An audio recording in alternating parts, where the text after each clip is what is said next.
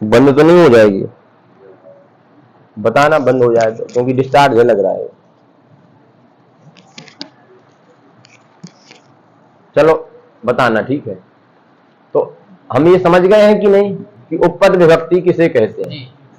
पद को आश्रित करके पदम उपजीव्य जायमान विभक्ति उपपद विभक्ति, और कारकत्व व्याप्त संज्ञाम उपजीव्य जायमान विभक्ति विधीयमान विभक्ति कारक विभक्ति। एक सामान्य लक्षण है इसका। अब देखो, उपपद विभक्तियों का अर्थ हमेशा क्या होगा? संबंध होगा, क्योंकि उपपद विभक्तियां किसको बाध करके आती हैं? षष्ठी को बाध करके। ये कल बताए थे कि नहीं? षष्ठी को बाध करके आती हैं। अब षष्ठी का अर्थ संबंध होता है, अतः इनका भी क्या अर्थ माना जाएगा? संबंध ही अर्थ माना जाएगा। संबंध अर्थ माना जाएगा, इसका मतलब जानते हैं क्या? सर्वत्र षष्ठी के अर्थ की प्रतीति है, सर्वत्र षष्ठी की प्राप्ति है। अगर इन सूत्रों को नहीं बनाते तो जरूर यहां षष्ठी होती। समझ में बात आई कि नहीं? वही क्रम अब शुरू हो रहा है। अब केवल इतना भर जानना है कि इस शब्द के योग में द्वितीया होती है, इस शब्द के योग में द्वितीया होती है, बस इसके अलावा और हमको कोई विशेष बात जानने वाली नहीं है। क्या श्लोक आया? यह श्लोक वार्तिक है। कभी कभी वार्तिक आपको वाक्यात्मक वार्तिक मिलेंगे, कभी कभी श्लोकात्मक वार्तिक मिलेंगे, इसलिए इस वार्तिक का क्या नाम है? श्लोक वार्तिक। ओह सर्व तसोह कार्या भिगुपर्या दिशु त्रिषु द्वितीया आम्रेधितान्तेषु ततो अन्यत्रापि दृश्यते। ओह सर्व तसोह योगे द्वितीया कार्या। एक वाक्य बना लीजिए, जैसे नत्वा सरस्वती देवी का अन्वय किया आपकी नहीं, ऐसे इस श्लोक का भी अन्वय करना पड़ेगा कि नहीं? तो ओह सर्व तसोह योगे द्वितीया कार्या। ओह सर्व तसोह का जो अर्थ होगा उसके योग में क्या करनी चाहिए? द्वितीया कार्या। धिग योगे द्वितीया कार्या, दूसरा वाक्य बन गया। नहीं, पूरा नहीं, धिग योगे द्वितीया कार्या, दूसरा वाक्य बन गया। आम्रेधितान्तेषु उपर्यादिषु त्रिषु योगे द्वितीया कार्या, तीसरा वाक्य बन गया। ततः अन्यत्रापि द्वितीया कार्या, चौथा वाक्य बन गया। चार वाक्य बने कि नहीं? पहला वाक्य पूरा श्लोक जब याद होगा तब वाक्य बना पाएंगे। ओह सर्व तसोह, पूरा श्लोक क्या है? ओह सर्व तसोह कार्या, तो यही कार्या को अंतिम में ले जाना है। कार्या मतलब कर्तव्य, हो जाए कि नहीं? ओह सर्व तसोह योगे द्वितीया कार्या। ओह सर्व तस के योग में द्वितीया कहनी चाहिए। क्या अर्थ है ओह सर्व तसोह का? तो तस को दोनों में जोड़ दीजिए। ओह सर्वयोः तसि इति ओह सर्व तसि तस्मिन ओह सर्व तसोह, तो तस्मिन न कह के द्विवचन में ले गए। ओह सर्व दोनों में तस को जोड़ना है, अर्थात तसंत जो ओह शब्द है और तसंत जो सर्व शब्द है। समझ में बात आई कि नहीं? क्योंकि ओह और सर्व का पहले द्वंद्व समास कर दिया और द्वंद्व के बाद में फिर तसी आया है, तो तसी का प्रत्येक में अन्वय होगा। तो ओह प्रकृतिक तसी, उसको क्या कहेंगे? ओह शब्द है प्रकृति जिस तस प्रत्यय की, क्योंकि तस ये प्रत्यय है और ओह ये प्रकृति है। ओह शब्द है प्रकृति जिस तस प्रत्यय की, उस तदंत जो शब्द होगा उसके योग में क्या होती है? द्वितीया होती है। इसी प्रकार सर्व शब्द है प्रकृति जिस तस प्रत्यय की, तसिल प्रत्यय की, उसके योग में भी, तदंत के योग में भी क्या होती है? द्वितीया होती है। अर्थ लगा कि नहीं? ओह सर्व तसोह है, देखो तसोह को ओह में जोड़ दीजिए और सर्व में जोड़ दीजिए। तस प्रत्यय है अंत में जिसके, ऐसा जो ओह शब्द, और तस प्रत्यय है अंत में जिसके, ऐसा जो सर्व शब्द, उसके योग में क्या होती है? द्वितीया होती है। पर तस प्रत्यय तो कभी ओह शब्द के अंत में होता ही नहीं। सर्व के अंत में तस होकर के सर्वतः बनता है, सर्व है उससे तस हो जाएगा, सर्व तस बन जाएगा। सकार को ऋत्व विसर्ग हो जाएगा तो बनेगा सर्वतः, बनता ही है। लेकिन ओह शब्द से तस प्रत्यय करके ओहतः ऐसा कभी नहीं बनता है। समझ में आया कि नहीं? तो ओह सर्व तसोह का जो हम लोगों ने अर्थ किया कि तस प्रत्यय है अंत में जिसके, ऐसा ओह शब्द, ये तो कभी विश्व ब्रह्मांड में मिलेगा ही नहीं। तब हम क्या करेंगे? ओह शब्द से किस शब्द का ग्रहण करेंगे? ओभय शब्द का ग्रहण करेंगे। हम कर तो ओह से ओह का ही ग्रहण रहे थे, लेकिन ऐसा कोई शब्द मिला ही नहीं, ऐसा कभी भी ओह शब्द मिलेगा ही नहीं जिसके अंत में तस प्रत्यय होगा। इसीलिए क्या किया, उभ शब्द से व्याख्यानात उभय शब्द का ग्रहण किया। अब अर्थ हो जाएगा तस् प्रत्यय है अंत में जिसके, ऐसा जो उभय शब्द, एवं तस् प्रत्यय है अंत में जिसके, ऐसा जो सर्व शब्द। तदंत जो शब्द है, तस् प्रत्यांत उभय, तस् प्रत्यांत सर्व, इनके योग में क्या होती है, द्वितीया विभक्ति होती है। पहला वाक्य बन गया कि नहीं। दूसरा सरल सा वाक्य है, धिग शब्द योगे द्वितीया कार्या।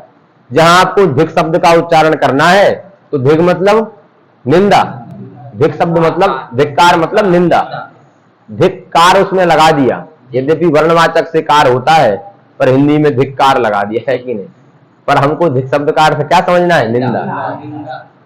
तो निंदा अगर अर्थ प्रतीत धिक शब्द का प्रयोग करेंगे तो धिक का अर्थ निंदा होगा। निंदा सविषयणी होती है या निर्विषयणी होती है? भाई निंदा का कोई ना कोई विषय होगा ना, जिसकी निंदा कर रहे होंगे वही निंदा का विषय है। तो निंदा का विषय जो होगा उसी के साथ क्या होगा, धिग शब्द योगे। योगे मतलब संबंधे, धिग शब्द का संबंध जहां होगा उसी में क्या होगी, द्वितीया होगी। पर शब्द का संबंध कभी नहीं होता है, शब्दार्थ का संबंध होता है, अर्थ का संबंध होता है। इसीलिए हमको कहना होगा कि धिग शब्द का जो अर्थ है उस अर्थ का जिसके साथ संबंध है।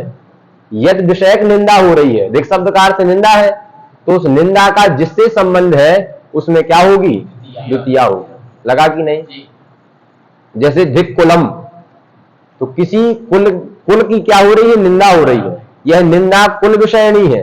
अतः निंदा जो अर्थ है, धिक शब्द का जो अर्थ निंदा है, उसका किसके साथ योग है, किसके साथ संबंध है, कुल के साथ। अतः कुल में क्या हो गई, द्वितीया हो गई। लगा कि नहीं लगा।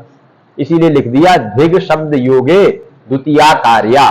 पर आपको समझ लेना है, धिग शब्दार्थ के योग में, योग मतलब संबंध में, यद विषयक धिग शब्दार्थ है अर्थात यद विषयक निंदा है, उसी में क्या होती है, द्वितीया विभक्ति। लगा कि नहीं लगा। अभी उदाहरण में सब स्पष्ट हो जाएगा। तीसरा वाक्य बना लीजिए, आम्रेडितांतेषु उपर्यादिषु त्रिषु। धिगुपर्यादिषु त्रिषु में उपर्यादिषु त्रिषु यह विशेष है, और अगली अर्धाली में जो लिखा है आम्रेडितांतेषु वह इसका विशेषण है। उसको यहां खींच ले आइए।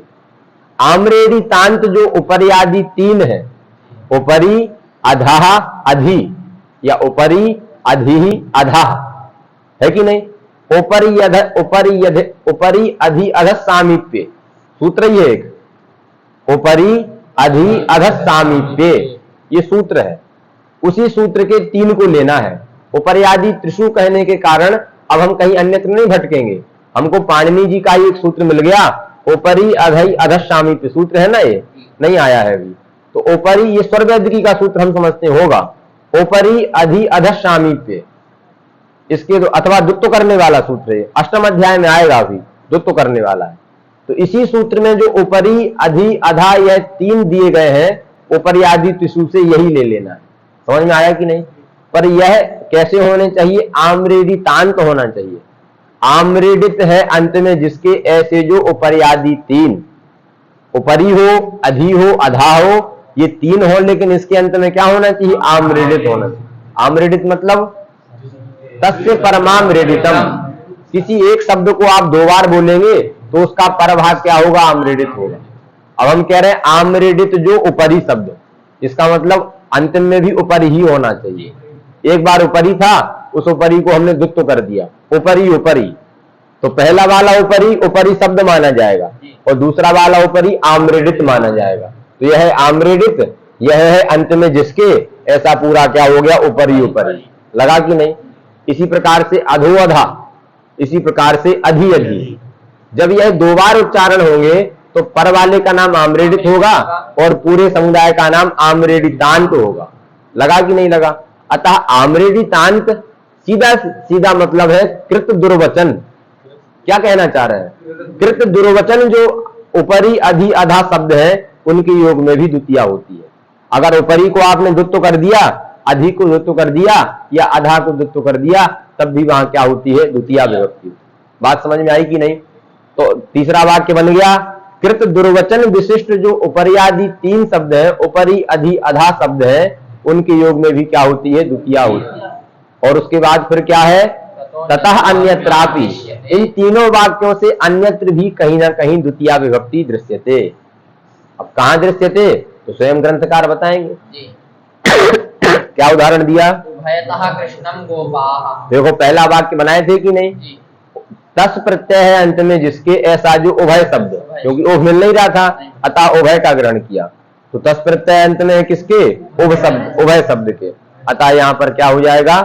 उभयतः कृष्णम गोपाः। कृष्ण का संबंध यहां बन रहा है, कृष्ण का ही उभयता के साथ योग है। कहना चाह रहे हैं कृष्ण के दोनों भागों में, कृष्ण के दोनों ओर पार्षद द्वय में गोप खड़े हुए हैं। कृष्ण बीच में खड़े हैं, कुछ लोग इधर खड़े हैं, कुछ लोग इधर खड़े हैं। तो जो सामीप्य बन रहा है, उभयता मतलब दोनों ओर, किसके दोनों ओर खड़े हैं? कृष्ण के, अतः उभयता का संबंध कृष्ण की ओर जा रहा है। लगा कि नहीं? अगर आप कहना चाहें कि गोप के चारों ओर, गोप के दोनों ओर कृष्ण खड़े हैं, अगर आप ये कहना चाहेंगे कि गोप के या गोपियों के दोनों ओर कृष्ण खड़े हैं, या गोप के दोनों ओर कृष्ण खड़े हैं, तब गोप में द्वितीय आएगी। समझ में आए कि नहीं? पर यहां वक्ता क्या कहना चाह रहा है? कृष्ण के दोनों ओर पार्षद द्वय में गोप खड़े हैं, इसीलिए पार्षद द्वय जो उभयता शब्द का अर्थ है उसका कृष्ण से संबंध है। लगा कि नहीं? अतः उभ सर्वतसो योगे संबंधे, उभय शब्द से जब तसी हुआ हो, तदंत जो उभयता शब्द है उसका जिससे संबंध होता है उससे क्या होता है? द्वितीया विभक्ति। लगा कि नहीं? अगर ये कहेंगे कि गोप के पार्षद द्वय में कृष्ण खड़े हैं तो गोप में द्वितीया होगी, गोपम बनने लगेगा। लगा कि नहीं लगा? हाँ, क्या तस और तसिल दोनों लेने? क्या लिखा है तत्वबोधि में? बांचो क्या लिखा है तब बताएंगे। हाँ,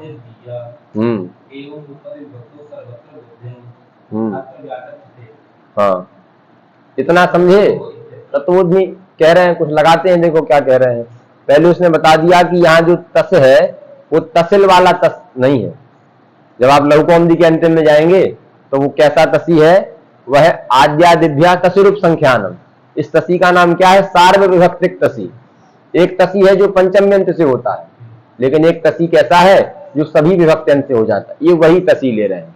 ठीक है, बन गया, उभयता बन गया। और यह षष्ठी को बाध करके द्वितीय आई है, अभी बताया हमने आपको। इसीलिए उभयता से किसकी प्रतीति? जब कृष्णम में द्वितीय विभक्ति का क्या अर्थ होगा? संबंध। यहाँ द्वितीय का अर्थ कर्म नहीं होगा। उभयता कृष्णम गोपा में कृष्ण के पार्षद्वय संबंधी गोप है, कृष्ण संबंधी पार्षद्वय विशिष्टा गोपा। कृष्ण संबंधी है गोप है, और कैसे है? पार्षद्वय विशिष्ट है। तो द्वितीय का क्या अर्थ होगा? संबंध। ये तो उसने सामान्य बात बता दी। यहां देखो विवाद क्या होने वाला, हम आपको समझा दें पहले, फिर ग्रंथ में चलेंगे। अब तत्वबोधिनी किस दिशा में जा रही है? क्योंकि तसिल भी एक प्रत्यय है और एक तसी प्रत्यय है। सूत्र में तो ओह सर्व तसोह दिया गया है, तसल में भी तस ही बसता है और तसी में भी तस ही बसता है। तो तस कहने से तसिल लिया जाए या तस कहने से तसी लिया जाए, ये विवाद का विषय है। तत्वबोधिनीकार ने पहले किसको लिया? तसी को लिया। इसका मतलब सिद्धांत रख दिया कि तस कहने से तसी को लिया जाएगा। लगा कि नहीं? अब क्या व्याचक्ष थे, यहां अपना कुछ सिद्धांत बताने जा रहे हैं, बता रहे हैं। इसको ये मत सोचना कि हमारे काम का नहीं है, ये बताए किस काम का है। अब आप चिंतनात्मक शैली से इसको अगर सुनेंगे तो बुद्धि में बहुत आयाम होगा, और उसी बुद्धि की जो मेहनत है वो होगी। मेहनत करने के कारण बुद्धि में क्या होगा? विकास होगा। बौद्धिक स्तर में वृद्धि करने के लिए ये तत्वबोधिनी बहुत उपयोगी है, और विषय का ज्ञान करने के लिए और भी उपयोगी है। क्या व्याचक्षते?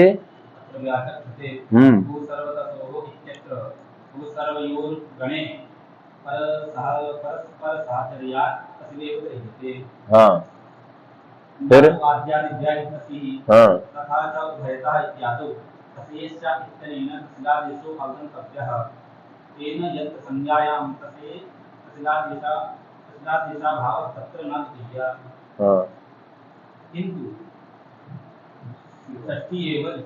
बस अब इतना सुन लो। देखो क्या कह रहा है, उसने कहा कि हमने तो आपको तसी बता दिया है कि यहाँ पर उभयता में तसी प्रत्यय हुआ है, लेकिन ओह सर्व तसोह के तस के द्वारा तसी नहीं लेना है। क्या लेना है? तसिल लेना है। तसिल लेना है, इतना जान लो कि तसिल ऐसा होना चाहिए। पूछा गया इसमें क्या कारण है? तो क्या लिखा? साहचर्यात्, परस्पर साहचर्यात्। क्यों? देखो, उभ से आने वाला तसी भी है, उभय से तसी भी आता है और उभय से तसिल भी आता है, लेकिन सर्व शब्द से हमेशा तसिल ही आएगा, कभी तसी नहीं आएगा। सर्व शब्द से क्या होगा? तसिल ही आएगा। तो परस्पर साहचर्य लेना है। सर्व के साहचर्य से उभ शब्द वही लेना है जो तसिल प्रत्यांत हो, और उभय के साहचर्य से सर्व शब्द वही लेना है जो तसिल प्रत्यांत हो। जैसे आप भूवादो धातुवाद में लेते हैं कि नहीं, भू के साहचर्य से वा का साहचर्य और वा के साहचर्य से भू का साहचर्य। ऐसे यहां पर परस्पर साहचर्य से ये निर्णय हो गया है कि तसिल प्रत्यांत ही उभयतः लिया जाएगा और तसिल प्रत्यांत ही सर्वतः लिया जाएगा। जब निर्णय हो गया है कि उभयतः सर्वतः दोनों तसिल प्रत्यांत ही लिए जाएंगे, तो अभी तो आपने बताया कि उभयता में तसी हुआ है। जब तसी हुआ है तो वहां द्वितीया नहीं होनी चाहिए, तब उसने कहा कि उभयता में तसी हुआ था, लेकिन उसके बाद सूत्र लिख रहे हैं, उस सूत्र के द्वारा क्या हो गया? तसी को तसिल आदेश हो गया। तसेष्ट सूत्र के द्वारा तसेह मतलब तसी प्रत्यय के स्थान पर तसिल आदेश होता है। तो तसेष्ट सूत्र कहता है तसी को तसिल आदेश होता है। हमने तसिल प्रत्यांत की बात कही, ये नहीं कहा था कि आदेश वाला तसिल नहीं लेंगे, हमको तसिल से मतलब है। सीधा सीधा तसिल आ जाए, पंचम्यास तसिल का तसिल आ जाए, तब भी सूत्र लगेगा, और तसेष्ट के द्वारा तसी के स्थान पर अगर तसिल हो जाएगा तब भी सूत्र लगेगा। तो उभयतः में क्या हो गया है? तसेष्ट सूत्र के द्वारा तसी प्रत्यय को तसिल हो गया है। अतः तसिल सिद्धांत पहले बना दिया कि उभयतः कहने से तसिल प्रत्यांत ही लिया जाएगा और सर्वथा कहने से तसिल प्रत्यांत ही लिया जाएगा। जब ये सिद्धांत बना दिया है तो उभयता का व्याख्यान करने पर क्या निकल के आया कि उभयता में तसिल नहीं हुआ है, तसी हुआ है। तो यहां सूत्र नहीं लगना चाहिए, यहां द्वितीया नहीं होनी चाहिए। तब कहा कि नहीं, हुआ तो तसी था, लेकिन तसी होने के बाद उसको तसेष्ट सूत्र के द्वारा तसिल आदेश हो गया। जब तसी को तसिल आदेश हो गया है तो उभयतः कृष्णम गोपाः में द्वितीया विभक्ति इस श्लोक वार्तिक से हो जाएगी। लगा कि नहीं? जहां कहीं तसेष्ट इस सूत्र का निषेध हुआ है, कहां निषेध हुआ है? संज्ञायाम। ये लिखा है कि नहीं? संज्ञा जब कभी होगी, तसिल प्रत्यय तसी प्रत्यय करके जब आप किसी संज्ञा शब्द को बनाना चाहते हैं, किसी रूढ़ शब्द को बनाना चाहते हैं, वहां तसी के स्थान पर तसिल आदेश प्राप्त तो होगा वार्तिक सूत्र के द्वारा, तशिष्ट के द्वारा, लेकिन वहां संज्ञायाम होने के कारण वहां तसिल आदेश का निषेध हो जाएगा। इसीलिए जब तसिल आदेश नहीं होगा, केवल तसी रहेगा, उदाहरण नहीं लिख रहे हैं वो, लेकिन जब तसिल आदेश नहीं होगा, केवल तसी होगा, तब उभयतः कृष्णम गोपाः यहाँ पर ये उभ सर्वतसो कार्या के द्वारा द्वितीया विभक्ति नहीं होगी। वहां उस उभयतः शब्द में कौन सी विभक्ति होगी? षष्ठी होगी। शब्द वही बनेगा उभयतः, लेकिन यदि उभयतः संज्ञा में प्रयुक्त होगा तो वहां तसी को तसिल आदेश नहीं होगा, तब तो उभयतः बनेगा, तो वह तसिल प्रत्यांत नहीं कहलाया जाएगा। अतः उभ सर्वतसो कार्या की प्राप्ति नहीं होगी। जब नहीं होगी तो वहां कौन सी विभक्ति होगी? षष्ठी विभक्ति। और जहां संज्ञायाम नहीं है, उभयतः कृष्णम गोपाः में कोई संज्ञा नहीं है, कृष्ण के पार्षद्वय भाग की बात करी जा रही है। पार्षद्वय कुछ भी हो सकता है, संज्ञा मतलब होता है निश्चित। अगर एक बार इस शब्द का यही अर्थ है तो हमेशा वही अर्थ रहे, तब उसको संज्ञा कहते हैं। बल्कि उभयतः कृष्णम गोपाः में तो पार्षद्वय है। पार्षद्वय कभी गोप हो सकते हैं, पार्षद्वय कभी गौ हो सकती है, पार्षद्वय कभी बछड़े हो सकते हैं, पार्षद्वय कभी गोपालक हो सकते हैं, कोई भी हो सकता है, गोपियां हो सकती हैं। इसीलिए उभयतः शब्द का जो अर्थ पार्षद्वय है वह किसी रूढ़्यर्थ की प्रतीति नहीं करा रहा है, वह किसी संज्ञार्थ की प्रतीति नहीं करा रहा है।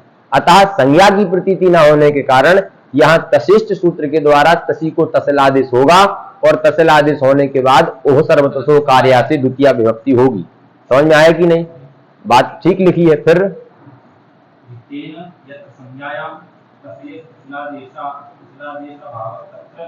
हाँ, तो बताई दी हम, जहाँ संज्ञा में तसिल आदेश नहीं होगा वहां द्वितीया नहीं होगी, वहां षष्ठी होगी। हाँ, फिर किंतु षष्ठी, ये सब बता दिया, आगे वांचो।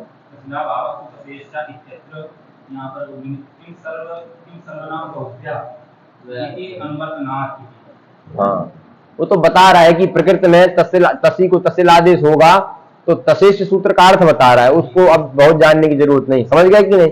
तशिष्ट सूत्र का अर्थ बता रहा है कि सर्वनाम से उत्तर आने वाले तसी को तसिल आदेश होता है। तो यह उभ उभय का सर्वनाम सर्वाधिगण में पाठ है कि नहीं? उभ उभय डतर डतम अन्य अन्यतर इसका मतलब उभय शब्द है सर्वनाम है। अतः जब उभय शब्द से आप तसी करेंगे तो वह तसी कहने से तसी के स्थान पर तसल आदेश हो जाएगा, और तसल आदेश होते ही उपसर्वतसो कार्य लग जाएगा। लगा कि नहीं? मूल में चले अब। ठीक बात है, निष्कर्ष निकल के आ गया कि नहीं कि तसी कहने से तसल प्रत्यय ही लेना है, पर कभी कभी तसी को भी तसल आदेश हो जाएगा, उसका भी यहां ग्रहण करना है। लगा कि नहीं? फिर क्या है? उभयता कृष्णम गोपाः सर्वथा कृष्णम गोपाः। कृष्ण बीच में बैठे हैं और उनकी चारों ओर कौन बैठे हैं? गोप बैठे हैं। हाँ, फिर आगे कृष्ण अभक्तम। क्यों कृष्ण अभक्तम कर रहे हो? वहां समास हुआ है। समास में संहिता नित्य होती है, नित्या समास है कि नहीं? उनको नहीं मन में आया कि कृष्ण अभक्तम कर दे, उन्होंने लिखा धिक कृष्णा भक्तम। कृष्ण से अभक्ता कृष्णा भक्ता, उसकी द्वितीया का रूप है कृष्णा भक्तम। लगा कि नहीं? कृष्ण से अभक्ता कृष्णा भक्ता, षष्ठी तत्पुरुष समास कर दो, और उसके बाद फिर द्वितीया विभक्ति आएगी क्योंकि धिग है।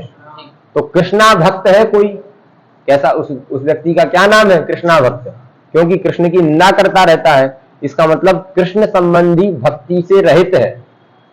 कृष्ण संबंधी जो भक्ति है उस भक्ति से यह क्या है? रहित है। शिशुपाल था कि नहीं था? यद्यपि उसकी भी क्रियाओं को भक्ति में गिना गया, वो भी एक भक्ति है। किसी भी प्रकार से भगवान का स्मरण हो, यह भक्ति है। लेकिन कोई कलियुग का ऐसा भक्त होगा जो नाम ही नहीं लेता होगा। नाम ले तब तो मान लो वैसी भक्ति भी चल जाए, वह नाम ही नहीं लेता है। तो चूंकि यह कृष्ण का अभक्त है, इसीलिए इसको क्या है? धिक्कार है। तो किसकी निंदा हो रही है? कृष्णा भक्त की निंदा हो रही है कि नहीं? अतः यद विषयणी निंदा है, यद विषयणी धिक्कार है, यद विषयक धिक्कार है, उसी में क्या हो जाएगी? द्वितीया। क्योंकि धिक शब्द का अर्थ निंदा, उसका किसके साथ योग है? कृष्णा भक्त के साथ योग है। इसीलिए यहां पर क्या हो गई? द्वितीया विभक्ति हो गई। तो कृष्णा भक्तम धिक, इसका हिंदी अर्थ बता सकते हैं क्या होगा? कृष्णा भक्त संबंधी निंदा। धिक्कार मत बोलो, क्या? कृष्णा भक्त संबंधी निंदा। क्योंकि द्वितीया कृष्णा भक्तम में द्वितीया का क्या अर्थ है? संबंध। द्वितीया का क्या अर्थ है? संबंध। कर्म अर्थ नहीं है। हरिम भजती में भी द्वितीया है, उसका अर्थ होता है हरि कर्मक भजन, क्योंकि उस द्वितीया का अर्थ कर्म है। यहां द्वितीया का अर्थ क्या है? संबंध। इसलिए कृष्णा भक्त संबंधी निंदा। तो संबंध बना कि नहीं? किसकी निंदा हो रही है? कृष्णा भक्त की। अतः धिक शब्द का योग किसके साथ है? कृष्णा भक्त के साथ है। इसीलिए क्या हो गई? कृष्णा भक्तम धिक। कल भी आपको श्लोक बोले थे, धिक व्रतम नस्त्रिविद विद्याम धिक कुलम धिक बहुज्ञताम। तो कुल विषयणी निंदा है, बहुज्ञता विषयणी निंदा है कि नहीं? क्रिया कौशल विषयणी निंदा है। यद विषयक निंदा होगी, जिसकी निंदा हो रही होगी, उसी में क्या हो जाएगी? द्वितीया विभक्ति। लगा कि नहीं लगा? फिर अगला क्या है? उपरि उपरि लोकम हरि। उपरि उपरि लोकम हरि। उपरि उपरि का दो बार उच्चारण है। द्वित्व करने वाला सूत्र क्या है? उपरि यदि सामीप्य। देखो कुछ लिखा होगा टीका में, उपरि, हाँ यही सूत्र है। उपरि अधि अध सामीप्य सूत्र के द्वारा क्या हो गया? द्वित्व हो गया। सामीप्य अर्थ की प्रतीति कराने में उपरि शब्द को द्वित्व हो जाता है। तो उपरि को द्वित्व हो गया तो बन गया उपरि उपरि, है कि नहीं? पूरा क्या है? उपरि उपरि लोकम हरि। लोक के अत्यंत समीप में, लोक के ऊपरी ऊपरी सामीप्य रहने पर कौन है? हरि है। मतलब लोक में तो हरि है ही है, पर नहीं कहते हैं हरि कैसे है? अलौकिक है, लोक में नहीं है, लोक के ऊपर है। समझ में आया कि नहीं? इसीलिए लोक का सामीप्य किसका हो रहा है? ऊपरी ऊपरी सामीप्य लोक का हो रहा है। अतः लोक में क्या हो गई? द्वितीया हो गई। हरि में द्वितीया नहीं हुई, क्योंकि हिंदी अर्थ जानते हैं क्या है? ऊपरी ऊपरी लोकम हरि। लोक के ऊपर ऊपर भाग में, ऊपर ऊपर सामीप्य में कौन है? हरि है। तो किसका सामीप्य लिया जा रहा है? लोक का। लोक के समीप में, ऊपरी समीप में कौन है? हरि है। ऊपरी ऊपरी बोलने का मतलब ही है कि ऊपरी समीप, क्योंकि द्वित्व करने में यह निमित्त क्या है? सामीप्य होना। ऊपरी अधि अध सामीप्य सूत्र का अर्थ ही है सामीप्य। अगर द्योतित आप कराना चाहते हैं तो ऊपरी को दो बार बोल दीजिए। तो ऊपरी को दो बार बोल दिया, इसका मतलब यहां क्या कहना चाहते हैं? सामीप्य करेंगे। जैसे वहां नरसिंह भगवान ने कहा प्रहलाद भद्र भद्रम ते, तो भद्र को एक बार नहीं बोला, दो बार बोला। प्रहलाद भद्र भद्रम ते। जब आप एक शब्द को दो बार बोलते हैं तो कोई कारण होगा, तो कल्याण का अतिशय बताना चाहते हैं, है कि नहीं? वहां पर क्या है? पौना पुण्य है, उसी को हम कहते हैं आविक्षण्य। इसीलिए वहां पर नित्यम आभिक्षण्यो, सूत्र क्या है, नित्य भीपसयो, उसके द्वारा क्या हो जाएगा, द्वुत्व हो जाएगा। तो इसीलिए द्वुत्व करने का मतलब ही है कि कुछ वाक्य से बताना चाहते हैं। ऊपरी ऊपरी बोलने से क्या बताना चाहते हैं, सामीप्य बताना चाहते हैं। किसका सामीप्य, लोक का सामीप्य। तो सामीप्य का संबंध किससे हो रहा है, लोक से हो रहा है। अतः सूत्र का जो हमने तीसरा वाक्य बनाया था कि आम्रीडितांत जो उपरियादि है उनका योग अर्थात संबंध रहने पर क्या होती है, द्वितीया विभक्ति होती है। जब द्वितीया विभक्ति होती है तो लोकम में द्वितीया हो जाएगी, तो बन जाएगा लोकम हरि। यदि आपकी विवक्षा है हरि का सामीप्य आप लोक की ओर ले जाना चाहते हैं तो लोकम में प्रथमा करिए, हरि में द्वितीया करिए। इसमें कोई आग्रह नहीं है हमारा, ये तो वाक्य का तात्पर्य आप जैसा बनाना चाहेंगे। अगर आप कहेंगे हम सामीप्य इधर से शुरू कर रहे हैं, हरि का सामीप्य है लोक के साथ, अभी हमने कहा लोक का ऊपरी सामीप्य हरि के साथ है, अब हम कहेंगे हरि का ऊपरी सामीप्य लोक के साथ है। अगर कोई कहेगा तो हरि में द्वितीय आएगी, जिसका सामीप्य लिया जाएगा उसी में क्या आएगी, द्वितीय आएगी। अगर ये श्लोक वार्तिक नहीं बनाते तो क्या हो जाती, षष्ठी हो जाती। तो लोकस से बनता, लोकस से ऊपरी ऊपरी हरि, तो सुनने में भी अच्छा लग रहा है। देखो लोक के हिंदी में भी के अर्थ निकलता है, तो लोक के ऊपर ऊपर हरि है, अच्छा लग रहा है सुनने में, लेकिन ये बनाना है। अब यहाँ कभी भी षष्ठी नहीं आएगी, ये विवक्षा वाली बात नहीं है क्योंकि ये कारक नहीं चल रहा है, ये तो ऊपर विभक्ति का क्रम चल रहा है। यहाँ कभी विवक्षा करके आप कुछ नहीं कर सकते हैं। अगर आप इस प्रकार का वाक्य बोल रहे हैं तो वहां षष्ठी विभक्ति का कभी प्रयोग नहीं कर सकते, द्वितीया का ही प्रयोग करना होगा। फिर क्या है, अध्यधिलोकम, अधि अधिलोकम हरि, बिल्कुल उसी प्रकार का है। लोक के अधा आधा क्या है, लोक के अधि अधि, लोक को अधिकृत करके कौन है, हरि है। तो अधि शब्द का अर्थ क्या है, अधिकृत करके, है कि नहीं। तो लोक को अधिकृत करके यहाँ पर हरि है, अतः लोक का अधिकार लिया जा रहा है, अतः लोक में द्वितीया हो गई तो लोकम हरि। इसी प्रकार से अधो अधो लोकम हरि, तीनों जगह एक ही सूत्र से द्वुत्व करना है और वही बिल्कुल अर्थ है तीनों का, केवल शब्दों का फेर है। एक जगह ऊपरी ऊपरी, फिर अधि अधि, फिर आधा आधा, लगा कि नहीं। तीनों में सामीप्य की प्रतीति है, आधा सामीप्य, अधि सामीप्य, ऊपरी सामीप्य। इन प्रकार के सामीप्य रहने पर जिसका सामीप्य लिया जाएगा उसी में क्या होगी, द्वितीया विभक्ति होगी। फिर क्या है, क्या लिखा था तो, अब कथम तरी पे नहीं जाएंगे, चलो कहीं बना रहे होंगे, बताओ कहाँ कथम तरी, बोलो बोलो।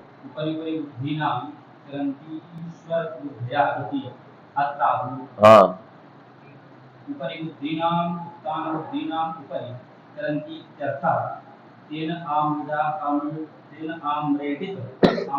देखो हम संक्षिप्त में आपको बता दें, ऊपरी ऊपरी बुद्धि नाम ऐसा वाक्य लिख रहे हैं। ऊपरी ऊपरी बुद्धि नाम में ऊपरी ऊपरी दो बार बोले जा रहे हैं कि नहीं। तो जैसे ऊपरी ऊपरी लोकम में आप द्वितीया किए, वहां भी बुद्धि नाम में षष्ठी ना करके क्या बनना चाहिए, बुद्धि, बहुवचन में ले जाओ भाई। वो बुद्धि नाम बहुवचन है तो वहां भी द्वितीया के बहुवचन में क्या बनेगा, बुद्धि ही बनेगा कि नहीं। जैसे मति ही बनता है ऐसी बुद्धि ही बनेगा। तो ऊपरी ऊपरी बुद्धि ही ऐसा बनना चाहिए। उसने उत्तर दे दिया कि एक जगह हम ऊपरी का संबंध दूसरी जगह कर रहे हैं, एक ऊपरी का संबंध दूसरी जगह कर रहे हैं। तो आम्रीडितांत कब कहलाएगा, जब एक का ही दो बार उच्चारण हो। यह एक का दो बार उच्चारण नहीं है, यहाँ एक को द्वुत्व नहीं किया जा रहा है, यहाँ एक ऊपरी का अलग संबंध है, दूसरे ऊपरी का अलग संबंध है। अलग अलग संबंध होने के कारण यहाँ क्या है, आम्रीडितांत ही व्यवहार नहीं होगा। आम्रीडितांत हमेशा द्वुत्व होने के बाद व्यवहार होता है। यहाँ तो द्वुत्व नहीं किया है, दोनों शब्दों का अलग अलग उच्चारण है, एक का कहीं अन्वय है, दूसरे का कहीं अन्वय है। अतः आम्रीडित व्यवहार न होने के कारण यहाँ द्वितीया की प्राप्ति नहीं। लगा कि नहीं लगा। अब टीका में नहीं जा सकते हैं क्योंकि इस प्रकरण को हमको एक सामान्य धारा में पूरा करना है। टीका वाला पाठ चल चुका है, फिर चल जाएगा एक टीका वाला, है कि नहीं। ज्यादा टीका में जाएंगे तो अरुचि हो जाएगी छात्रों में, समझ में आया कि नहीं। आप किसी दिन पूछ सकते हैं, पाठ के बाद हम बैठ जाएंगे, आप हमसे पूछ सकते हैं, सब बातों का समाधान किया जाएगा। चलो अब आगे चलें, आगे क्या है फिर, अभितः परितः समयानिक्षाः प्रतियोगेपि। तीसरा वाक्य क्या था, ततः अन्यत्रापि दृश्यते, वही बता रहे हैं कि इनके योग में तो द्वितीया होती ही होती है, इससे अन्यत्र भी कहीं द्वितीया विभक्ति का दर्शन होता है। तो अन्यत्र आप अपने हिसाब से बनाने लग जाएंगे। तो कहा कि नहीं, ततो अन्यत्रापि का मतलब जहां कहीं प्रामाणिक व्यक्ति का वाक्य मिल जाएगा। तो प्रामाणिक व्यक्ति का वाक्य क्या है, यही है, अभितः परितः समया निक्षा हा प्रतियोगे भी। अभितः परितः समया निक्षा हा प्रति 6 शब्द और बना दिए। इनके योग में भी क्या होती है? द्वितीया विभक्ति होती। जैसे अभितः कृष्णम, अभितः कृष्णम गोपाः, वही वाक्य बना दीजिए। तो अभितः के योग में कृष्णम में द्वितीया हो गई कि नहीं? तो बन गया अभितः कृष्णम गोपा। फिर परितः कृष्णम गोपा, अभितः मतलब सम्मुख, परितः मतलब चारों ओर, लगा कि नहीं? हाँ। ग्रामम समया, ग्रामम समया समया मतलब होता है सामीप्य। ग्रामम समया, यह जो वस्तु है यह ग्राम के समीप है। ग्रामम समया वनम, है कि नहीं? ग्राम के समीप में क्या है? वन है। या ग्रामम समया कूपः या कूपम, कूपम नपुंसकलिंग है तो ग्रामम समया कूपम पतितः, है कि नहीं? तो ग्रामम समया कूपम, लगा कि नहीं लगा? इसका मतलब कि जिसका सामीप्य होगा उसी में क्या हो जाएगी? द्वितीया हो जाएगी, क्योंकि समया का पाठ है। अभितः परितः समया, समया और निक्षा ये दोनों अव्यय देखने में तो अलग अलग लग रहे हैं सुनने में, पर दोनों का अर्थ क्या है? समीप। निक्षा भी समीप अर्थ में है और समया भी समीप अर्थ में है, इसलिए ग्रामम समया निक्षा लंका नहीं लिखा है, निक्षा लंकाम। एक ग्राम के समीप की बात बता दी, एक लंका के समीप की बात बता दी, है कि नहीं? तो लंका के समीप में क्या है? तब कह दी बीएचयू। देखो ये नई बात बताया है कि लंका के समीप में क्या है? बीएचयू। ठीक बात है, क्यों उधर जाए हम? उस लंका में क्यों जाए जब हमारे पास ही में लंका है? तो है कि नहीं? चलो बहुत अच्छी बात है। फिर आगे क्या है? फिर वही आ गया हा भी निंदा अर्थ में, जैसे धिक यह निंदा अर्थ में है ऐसे हा भी निंदा अर्थ में। इसीलिए जैसे धिक कृष्णा भक्तम ऐसे हा कृष्णा भक्तम। तस्य सोच्यते इत्यर्थ, अर्थात कृष्णा भक्त संबंधी निंदा है। तस् इसलिए षष्ठी कर दी। देखो, जब उसी कृष्णा भक्तम हा का अर्थ बताने लग गए तो हा मतलब सोच्यते, निंद्यते। सोच्यते मतलब निंद्यते। किसकी निंदा हो रही है? कृष्णा भक्त की निंदा हो रही है। तो वाक्य यही बनना चाहिए था, कृष्णा भक्तस्य हा मतलब निंद्यते, निंद्यते मतलब सोच्यते। इसीलिए हा कृष्णा भक्तम का जब अर्थ बताने लग गए तो तस्य मतलब कृष्णा भक्तस्य, कृष्णा भक्त की, हा मतलब सोच्यते, सोच्यते मतलब निंद्यते, कृष्णा भक्त की ही निंदा हो रही है। अर्थ बताते समय द्वितीय विभक्ति का विधान नहीं किया, क्योंकि यह द्वितीय विभक्ति किसके योग में होगी? हा के योग में होगी। अगर हा का पर्यायवाचक शब्द आप प्रयोग कर देंगे सोच्यते या निंद्यते तो वहां कभी भी द्वितीय नहीं होगी, वहां कौन सी विभक्ति होगी? षष्ठी होगी। इसीलिए तस्य मतलब कृष्णा भक्तस्य, सोच्यते इति अर्थः। कस्य अर्थः? हा कृष्णा भक्तम इति वाक्यस्य अर्थः, लगा कि नहीं? तो वाक्य का जब अर्थ बताने लग गया तो द्वितीया का विधान नहीं किया, क्योंकि द्वितीया हा और धिक इनके ही योग में आएगी, तदर्थक अन्य शब्दों के योग में नहीं आएगी। अतः सोच्यते के योग में द्वितीया नहीं हुई, षष्ठी हो गई, तो बन गया तस्य सोच्यते इत्यर्थः। फिर बुभुक्षितम न प्रतिभाति किंचित, प्रति शब्द के योग का उदाहरण दे रहे हैं। बुभुक्षितम न प्रतिभाति, तो प्रति है कि नहीं? अतः प्रति का योग पा करके बुभुक्षितम में क्या हो गई? द्वितीया हो गई। आपको भूख लगी है, हम छोड़ नहीं रहे हैं, तो आपको हमारा पाठ अच्छा लगेगा? कभी कभी नहीं लगेगा। इसलिए उसने कह दिया पाठ तो पाठ क्या, किंचित कुछ भी अच्छा नहीं लगता है। एकादशी में आप निर्जला एकादशी कर लीजिए तो रात्रि में नींद भी अच्छी नहीं लगती है, आती ही नहीं है, अच्छी नहीं लगती। क्यों? क्योंकि बुभुक्षितम न प्रतिभाति किंचित, कहीं का वाक्य है, प्रामाणिक वाक्य है। भागवत जी में भी आया है, जब युधिष्ठिर जी का प्रयाण का समय जब आया, जब अर्जुन चले गए तो वहां एक श्लोक आया, श्लोक में एक पद आया है, क्षुधितस्य यथेतरे, बिल्कुल यही बात है, क्षुधितस्य यथा इतरे पदार्था न शोभन्ते। जैसे जो क्षुधित व्यक्ति है, प्रथम स्कंद में जो क्षुधित व्यक्ति है उसको इतर पदार्थ अच्छे नहीं लगते हैं, ऐसे युधिष्ठिर को जो है इस समय कुछ अच्छा नहीं लग रहा है, क्योंकि अर्जुन चले गए थे, 7 महीने 8 महीने हो गए थे, द्वारका से लौटे ही नहीं, और बार बार युधिष्ठिर को जो है ऐसे संकेत मिल रहे थे कि जो पशु उनके बाईं ओर से जाते थे सब दाईं ओर से निकलने लग गए थे। कभी युधिष्ठिर अपने देश में भ्रमण के लिए निकलते थे तो जो गधा या स्वान इत्यादि पशु है वो राजा की बाईं ओर से निकलते थे, ऐसा युग था। वो अपने से पशु जो थे वो बाईं ओर से, और जो ऐसे थे जो गाय थी या अश्वादी थे ये कभी बाईं ओर से नहीं निकलते थे, ये सब उनके दाईं ओर से निकलते थे। लेकिन कुछ दिनों से सुबह टहलने निकल रहे थे तो बाईं ओर वाले सब दाईं ओर आ गए और दाईं ओर वाले सब बाईं ओर आ गए, और जो कुत्ता उनको देख करके शांत हो जाते थे वो भौंकने लग गए। ये सब भागवत जी में लिखा है। तब उनको चिंता हो गई कि कहीं भगवान कृष्ण ने अपने लीला का संवरण तो नहीं कर लिया, क्योंकि भगवान ने आज्ञा करी थी कि लीला का संवरण हो जाएगा तब हम यहां से छोड़ करके जाएंगे, तब आपको छोड़ना है। तो वहां उन्होंने लिखा क्षुदितस्य यथेतरे, जैसे क्षुदित व्यक्ति को कुछ दूसरा अच्छा नहीं लगता है, ऐसे युधिष्ठिर को जो है इस समय कुछ भी अच्छा नहीं लग रहा। वही बात यहां आ गई, बुभुक्षितम न प्रतिभाति किंचित। तो प्रति के योग में द्वितीया का उदाहरण क्या हो गया, बुभुक्षितम में द्वितीया विभक्ति आ गई। लगा कि नहीं लगा?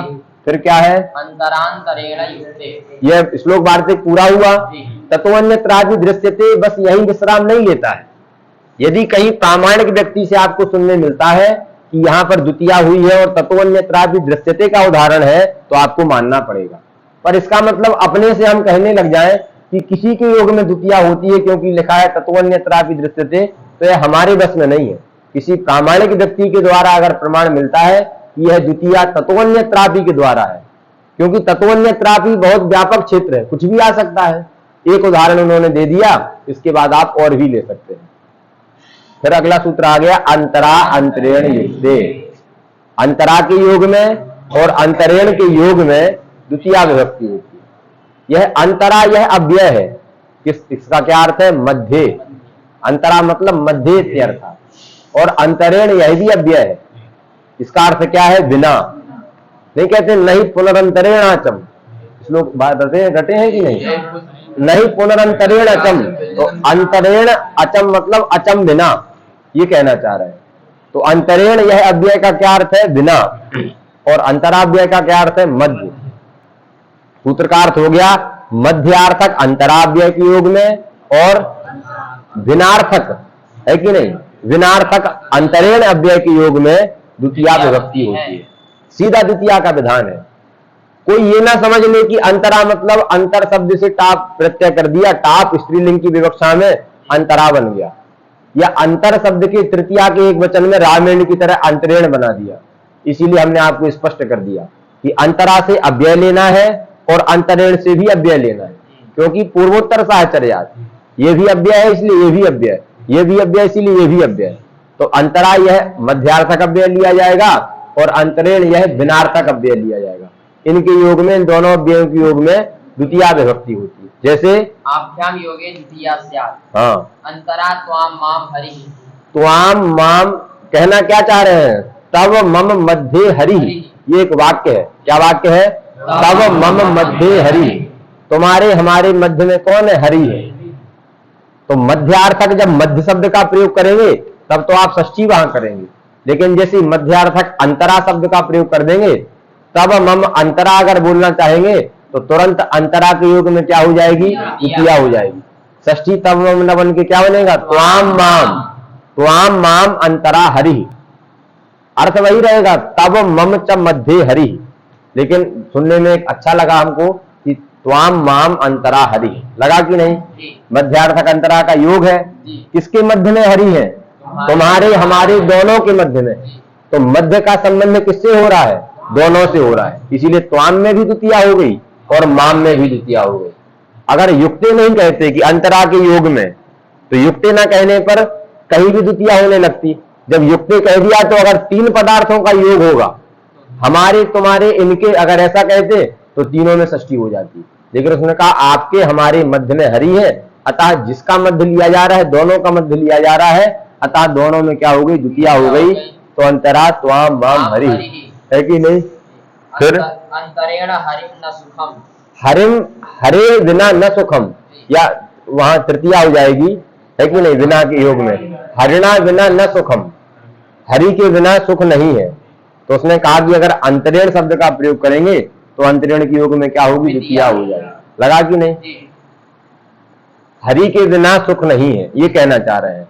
इसीलिए अंतरेण कौन सा लेना है, विनार्थक ही लेना है। समझ में आया कि नहीं। हाँ, फिर कर्म प्रवचनीय। अब फिर प्रकरण बदल गया। यद्यपि हमने तो आपको कल ही कहा था कि उपपद विभक्ति का प्रकरण चल रहा है, लेकिन अब यहाँ क्या हो रहा है, उपपद विभक्ति के प्रकरण के अंतर्गत एक छोटा प्रकरण आ गया। छोटा क्या कहे, हम समझते हैं बहुत बड़ा प्रकरण है। अब कालाध्वनो अत्यंत संयोगे खाली एक अंतिम में सूत्र आएगा जो इसी की तरह है, अंतरांतरण युक्त की तरह है। उसके पहले जितने भी सूत्र आएंगे वो इसी प्रकरण के अंतर्गत है। इस प्रकरण का क्या नाम है? कर्म प्रवचनी संज्ञा प्रकरण। इस प्रकरण में कई सारे सूत्र आएंगे जो कर्म प्रवचनीय संज्ञा करेंगे। और जैसे कर्मणि द्वितीया में आप पढ़े हैं, कई सारे सूत्रों से कर्म संज्ञा हुई, लेकिन कर्मणि द्वितीया से द्वितीया हुई। ऐसे ही कई सारे सूत्र बता देंगे जो कर्म प्रवचनीय संज्ञा करने वाले होंगे, और एक सूत्र केवल ऐसा आएगा जो कहेगा कर्म प्रवचनीय संज्ञक शब्द के योग में द्वितीया होती है। क्या कहेगा? कर्म प्रवचनीय संज्ञक शब्द के योग में द्वितीया होती है। तो 10 सूत्रों से हमको कर्म प्रवचनीय संज्ञा के बारे में जानना होगा, और खाली एक सूत्र हम जान जाएंगे कर्म प्रवचनीय युक्ते द्वितीया, तुरंत ये भी बात जान जाएंगे। देखो क्या लिखा है, कर्म प्रवचनीयाः इत्यधि कृत्या कहा कि कर्म प्रवचनीय का अधिकार चलता है। प्रागरीश्वरान निपाता तक क्या है? कर्म प्रवचनीय का अधिकार चलता है। यह प्रथमांत पद है। इसके पहले जो जो सूत्र होंगे, प्रागरीश्वरान निपाता तक जो जो सूत्र होंगे, सर्वत्र क्या जाएगा? कर्म प्रवचनीय जाएगा। जैसे अभी इसके बाद सूत्र पढ़ेंगे आप, अनुर्लक्षणे, छोटा सूत्र समझ लीजिए। सूत्र क्या है? अनुर्लक्षणे। कितने पद हैं? 2। अनु यह प्रथमांत है और लक्षण यह सप्तमी। कर्म प्रवचनीय का अधिकार इसमें जाएगा कि नहीं? तो कर्म प्रवचनीय कहाँ का रूप है? प्रथमा का बहुवचन है, लेकिन अनु वहां पर एक वचन है, इसीलिए कर्म प्रवचनीय को एक वचन में बदल देंगे, कर्म प्रवचनीय। अनुर्लक्षणे कर्म प्रवचनीय। तो अनु यह भी प्रथमांत है, कर्म प्रवचनीय यह भी प्रथमांत है। यह कर्म प्रवचनीय अधिकार है, लेकिन यह कैसा अधिकार है? यह संज्ञाधिकार है ना? संज्ञा का अधिकार चलता है। जैसे प्रत्यय परस्य अधिकार आया था, जहां जहां प्रत्यय का अधिकार जाएगा उसकी प्रत्यय संज्ञा हो जाएगी। ऐसे ही जहां जहां कर्म प्रवचनीय जाएगा उसकी क्या होगी? कर्म प्रवचनीय संज्ञा हो जाएगी। अनुर्लक्षणे में कर्म प्रवचनीय गया तो उसने कहा कर्म प्रवचनीय संज्ञा होती है। पूछेंगे किसकी होती है? तो या तो लक्षणे की करेंगे या अनु की करेंगे। किसकी कर सकते हैं? अनु की कर सकते हैं, क्योंकि संज्ञा संज्ञी हमेशा समान विभक्ति वाले होते हैं। संज्ञा है कर्म प्रवचनीय, उसमें प्रथमा हमको साफ साफ दिखाई दे रही है। अनुर्लक्षणे में अनु ऐसा पद है जो प्रथमांत है, लक्षणे ऐसा पद है जो सप्तम्यंत है। तो संज्ञा में प्रथमांत है, अतः संज्ञी में भी क्या होगा? प्रथमांत होगा। इसीलिए अर्थ हो जाएगा लक्षणे सती अनु कर्म प्रवचनीय संज्ञका स्यात्। बात समझ में आ रही है कि नहीं? इसका मतलब यह अधिकार सूत्र है। अधिकार सूत्रों का अपने देश में कभी भी वाक्यार्थबोध नहीं होता है, पर फिर भी आप इस कर्म प्रवचनीय शब्द के बारे में जान लो। हमने बताया था आपको, देखो कि व्याकरण शास्त्र में जो जो संज्ञाएं हैं, छोटी छोटी संज्ञाएं हैं, टी संज्ञा, घू संज्ञा, घा संज्ञा, छोटी छोटी संज्ञाएं, लेकिन कभी कभी आचार्य ने बहुत बड़ी बड़ी संज्ञाएं कर दी। प्रातिपदिक संज्ञा कर दी, सर्वनाम संज्ञा कर दी, अनुनासिक संज्ञा कर दी और कर्म प्रवचनीय संज्ञा कर दी। इसका मतलब जितनी महासंज्ञाएं हैं, प्रातिपदिक संज्ञा को छोड़ करके सभी महासंज्ञाओं को हमको क्या करना पड़ेगा? इन्हीं महासंज्ञाओं को क्या कहते हैं हम? अनवरथा संज्ञा। जो जो महासंज्ञा है उनका दूसरा नाम क्या है? अनवरथा संज्ञा। मतलब समझते हैं, अर्थ को अपने कुक्षी में लेकर के यह होती है। सूत्र से जिसकी कर्म प्रवचनीय संज्ञा हो रही है, शब्द की जब हम व्युत्पत्ति करेंगे तो व्युत्पत्ति से भी उसी की कर्म प्रवचनीय संज्ञा होगी। जैसे देखो, सर्व शब्द की सर्वनाम संज्ञा होती है कि नहीं? सर्वादीनी सर्वनामानी सूत्र से। लेकिन जब इसका नाम सर्वनाम हो जाएगा तो सर्वनाम मतलब क्या? सर्वेशाम नामानी सर्वनामानी। जो सभी का नाम होता है वही सर्वनाम होता है। सर्व यह सर्वेशाम नामानी है कि नहीं? देवदत्त यह सर्वेशाम नामानी नहीं है। देवदत्त केवल देवदत्त का ही नाम है, पर सर्व कहने से ये भी सर्व है, ये भी सर्व है, सभी सर्व है। सर्व कहने सभी आ जाते हैं। उभय मतलब दो, कभी ये दोनों उभय कहलाएंगे, कभी वो दोनों उभय कहलाएंगे, कभी ये दोनों उभय कहलाएंगे। लगा कि नहीं लगा? इसका मतलब ये स्पष्ट हो गया कि जब जब महासंज्ञाएं कहीं करी जाती हैं तब उनका कोई अपना अर्थ होता है, लेकिन प्रातिपदिक में ये बात नहीं है। कोई बता सकता है प्रातिपदिक में ये बात क्यों नहीं है? अथर्ववेद में ऐसा पढ़ा गया है, किम प्रातिपदिकम कष्ट धातु को प्रत्यय, इसीलिए उसी को हमने यहां उठा के रख दिया।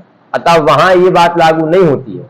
पर फिर भी आगे चल के आप लोग पढ़ेंगे आचार्यों ने वहां भी इसकी कल्पना करी है, और कोई आजकल के आचार्य नहीं, प्रामाणिक आचार्य ने वहां भी पदम पदमिति प्रतिपदम प्रतिपदम लब्धुम अरतिति प्रातिपदिकम, उसकी हमने चर्चा नहीं की क्योंकि हमारे लिए उपयोगी नहीं था वो।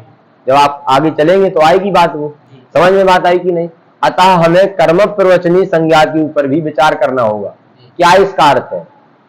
तो प्रवचनीय जो शब्द बना है उस प्रवचनीय शब्द में क्या है, बाहुल का कर्तरी अनियर प्रत्यय, कर्तरी भूते, बाहुल का कर्तरी भूते अनियर प्रत्यय है।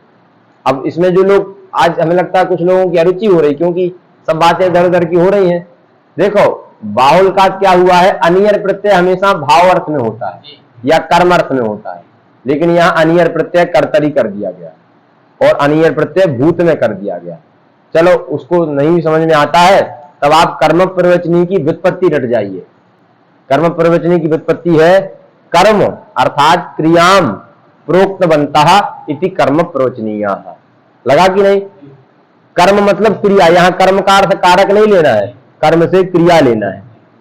क्रियाम प्रोक्तवन्तः, क्रिया को जो कहने वाले हैं, कहने वाले थे, प्रोक्तवन्तः में कर्तार्थ में, क्रिया का कहने वाले, ये तो कर्ता हो गया, लेकिन वह कौन से अर्थ में आया, भूतकाल में, अर्थात भूतकाल में जो क्रिया को कह रहे थे, इदानीं क्रिया को नहीं कह रहे हैं पर कभी किसी काल में क्रिया को कह रहे थे, उन्हीं का नाम क्या है, कर्म प्रवचनी।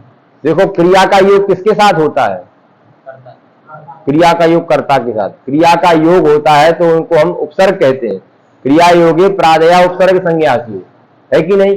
तो वह उपसर्ग पहले क्रिया के योग को कह रहे थे कि नहीं, क्रिया को कह रहे थे कि नहीं। इदानीं वो क्या करेंगे, क्रिया को छोड़ देंगे, अब नहीं कहेंगे, कभी कह रहे थे। समझ में बात आई कि नहीं। अतः कर्म क्रियाम प्रोक्तवन्तः इति कर्म प्रवचनीय। अब जब जब जिस शब्द की कर्म प्रवचनी संज्ञा होगी आपको ये वहां ध्यान रखना पड़ेगा कि ये अभी तो क्रिया को नहीं कह रहे हैं पर कभी यह क्रिया को कह रहे थे। अगर कभी क्रिया को कह रहे थे तब तो कर्म प्रवचनी संज्ञा का जो अनवर्थत्व व्यवहार है वो इसमें हो जाएगा। लगा कि नहीं। अगर नहीं कह रहे होंगे तो ये व्यवहार कभी नहीं होगा।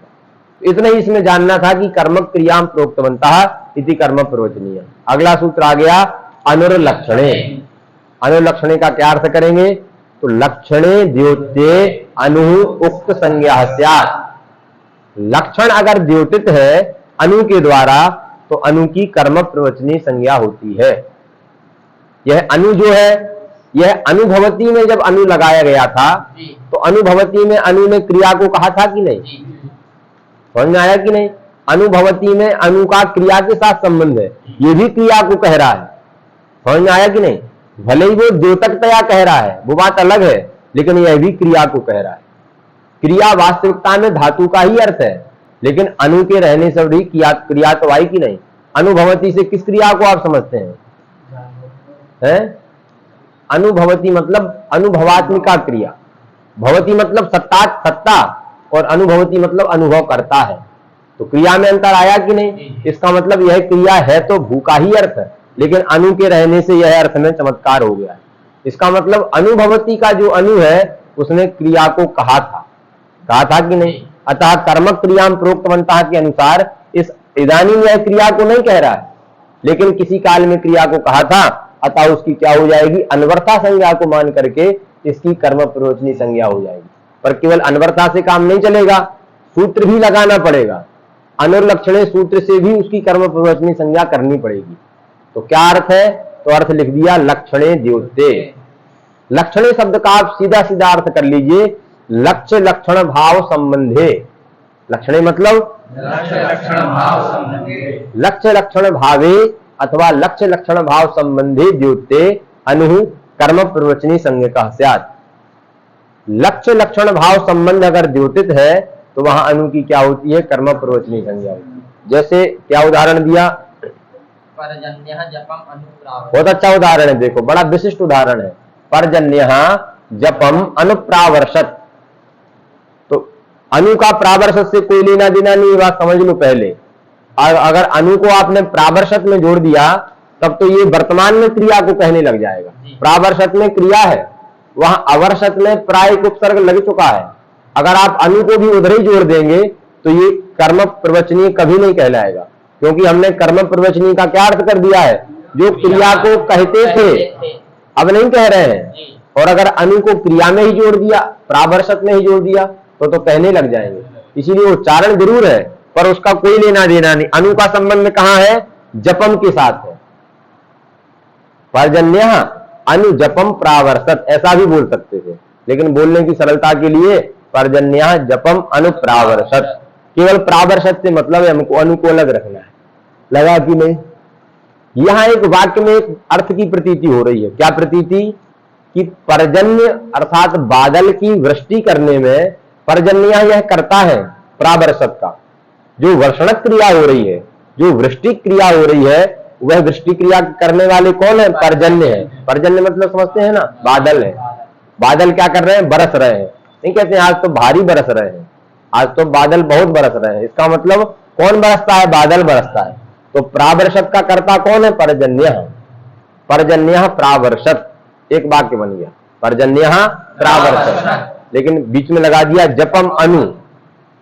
जप कहां से बीच में आ गया, इसका मतलब ये बताना चाह रहे हैं कि जप पहले हुआ, सूखा पड़ गया था, हो नहीं रही थी वृष्टि, ब्राह्मणों को बुला के जप कराया।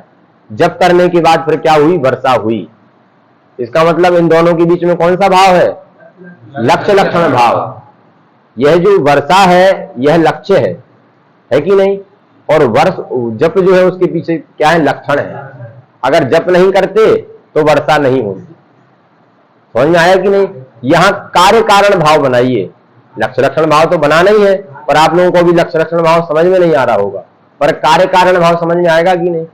जप आपने किया तो जप होने से वृष्टि हुई, जप कारण हुआ कि नहीं, और वृष्टि होना वह कार्य हो गया, कार्य कारण भाव बन गया।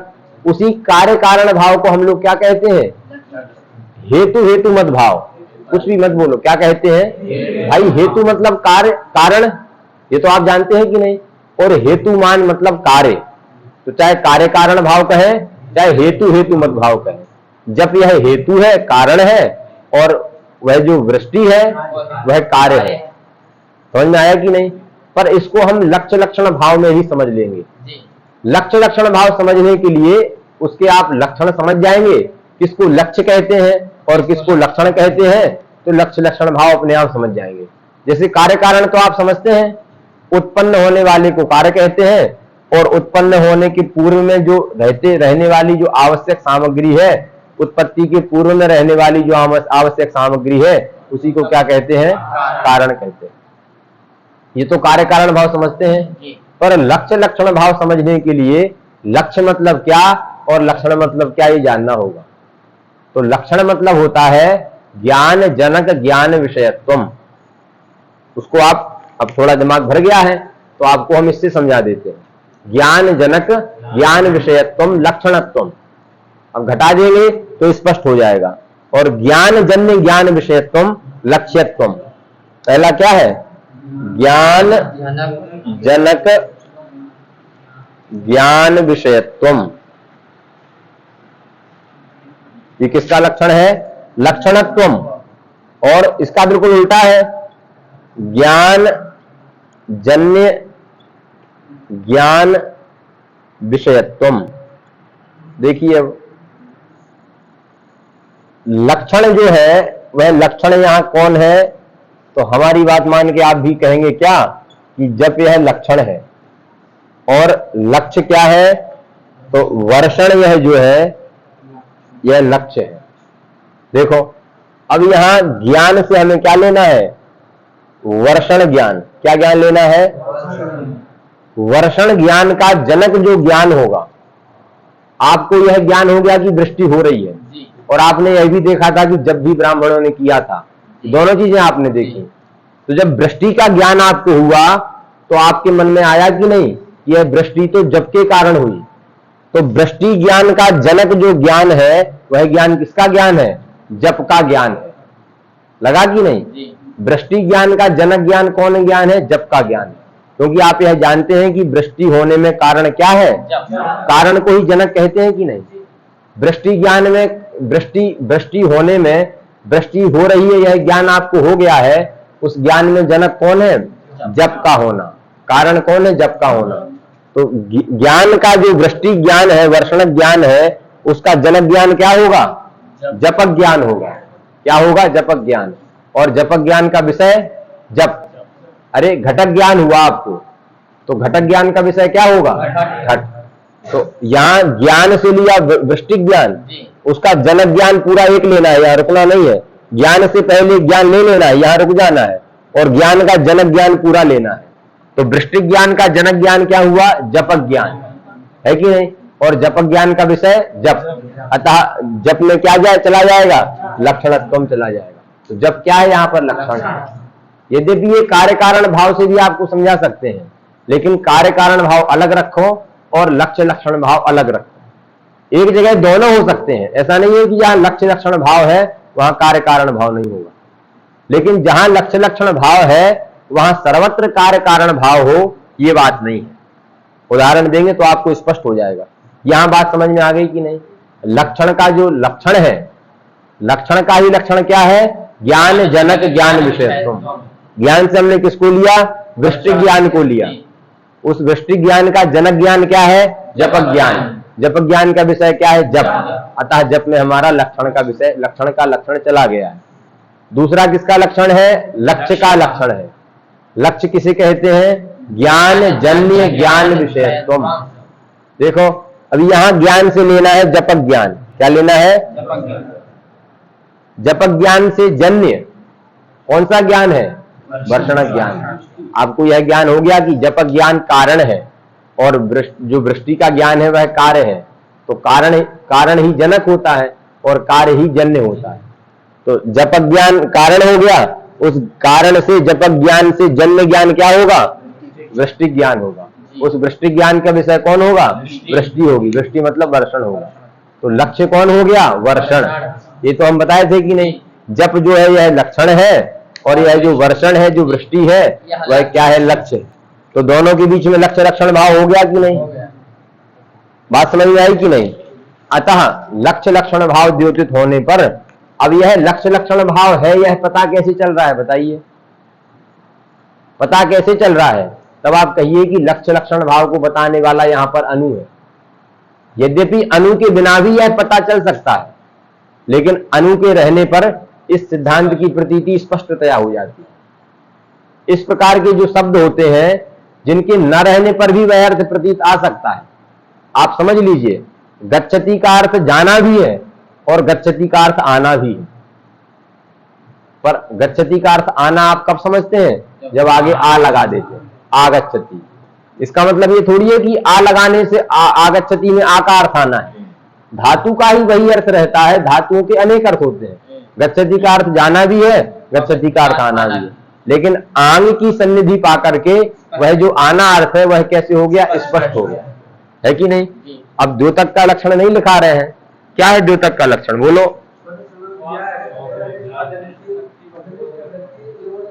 हाँ, उसको यहां नहीं ले जाते, पर आप लक्षण का लक्षण और लक्ष्य का लक्षण, द्योतक किसे कहते हैं? देखो, क्योंकि लक्षणे द्योत्य लिखा है, लिख रहा है कि लक्षण का द्योत्य होने पर, द्योत्य कोई होगा तो द्योतक जरूर होगा। अगर कोई वाच्य होता है, वाचक जरूर होता है। बोध्य होता है तो बोधक जरूर होता है। ज्ञाप्य होता है तो ज्ञापक जरूर होता है। तो यहां लिखा द्योत्य। द्योतन का जो विषय है उसको कहते हैं द्योत्य। क्या द्योत्य होना चाहिए? लक्ष्य लक्षण भाव का द्योतन होना चाहिए। पूछा जाएगा कि इस द्योतन का द्योतक कौन है, तब कहना होगा अनु। क्योंकि द्योतक मतलब होता है जिसकी सन्निधि पा करके दूसरा पद अपने अर्थ को स्पष्टतया प्रकाशित कर दे।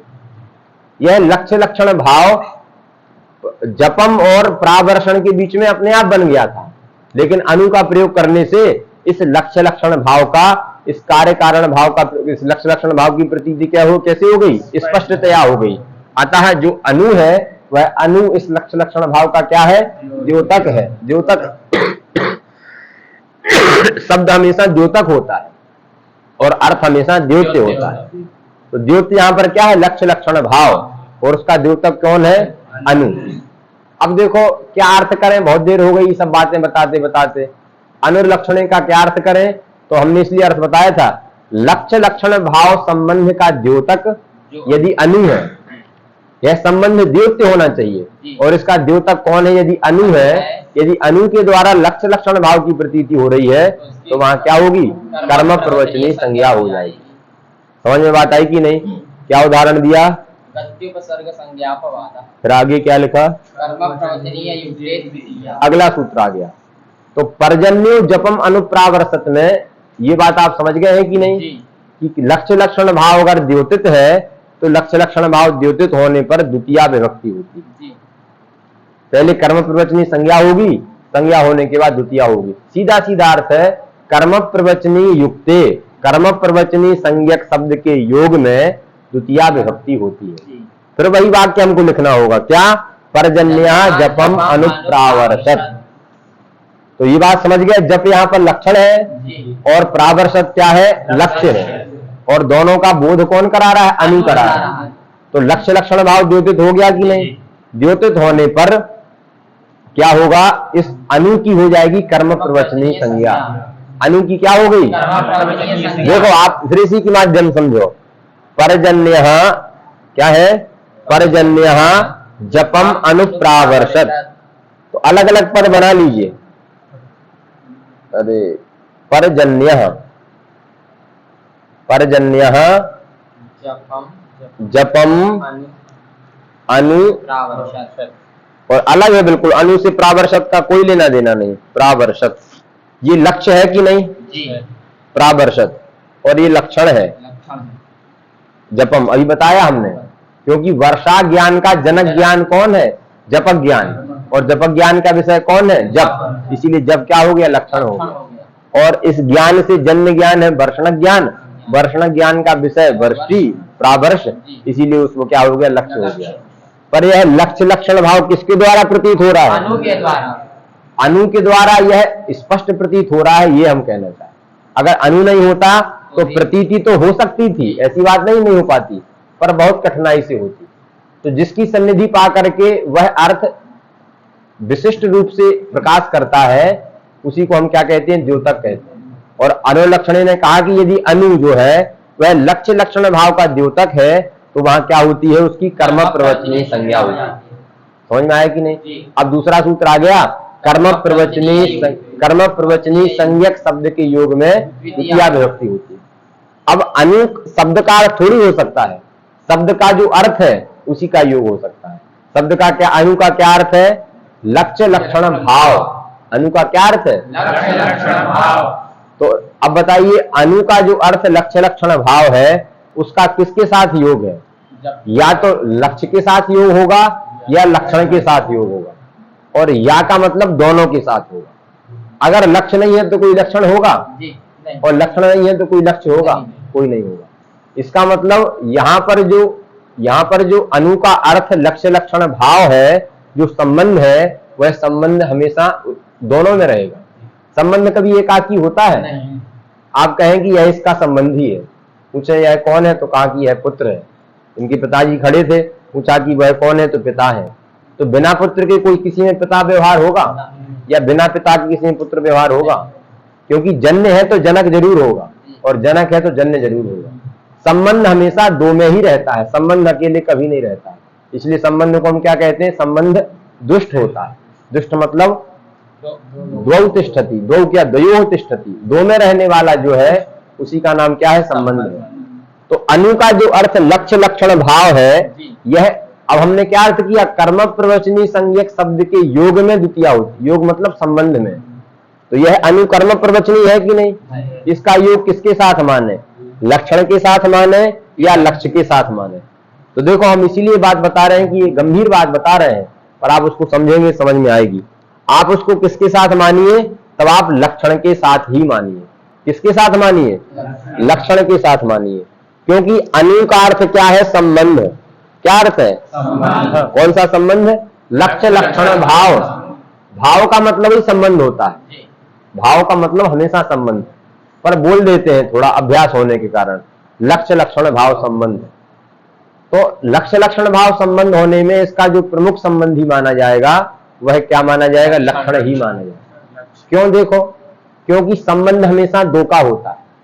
संबंध हमेशा दो का होता है। एक संबंध का जो एक है वह एक कहलाता है प्रतियोगी। संबंध के दो पदार्थ हो गए कि नहीं, तो संबंध में एक पदार्थ कहलाता है प्रतियोगी और दूसरा पदार्थ क्या कहलाता है, अनियोगी।